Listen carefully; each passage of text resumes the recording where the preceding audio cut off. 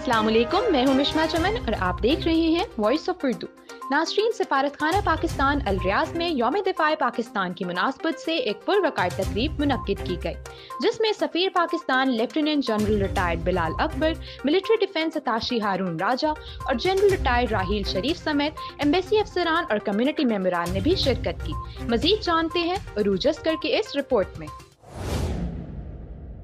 सफारतखाना पाकिस्तान रियाज में यौम दिफाए पाकिस्तान की मुनासबत से एक पुरवकार तकरीब मुनक्किद की गई, जिसमें सफीर Pakistan lieutenant general retired Bilal Akbar, military defence attache Haroon Raja और जनरल रिटायर्ड राहील शरीफ समेत एम्बेसी अफसरान और कम्युनिटी मेंबरान ने भी शिरकत की। तकरीब से खिताब करते हुए यौम दिफा की अहमियत के हवाले से सफीर पाकिस्तान का कहना था कि ये वो दिन है कि जब पाकिस्तान की निडर और बहादुर अफवाज ने वतन अजीज पर होने वाले बैरूनी हमले को कामयाबी से नाकाम बनाते हुए अपनी पाक जमीन का दिफा किया था। किसी भी कामयाबी के लिए अवाम की सपोर्ट लाजमी है और यही वो जज्बा था जिसकी वजह से पाकिस्तानी अक़वाम आलम में जाने जाती हैं। अरूज अस्कर, वॉइस ऑफ उर्दू, सऊदी अरब।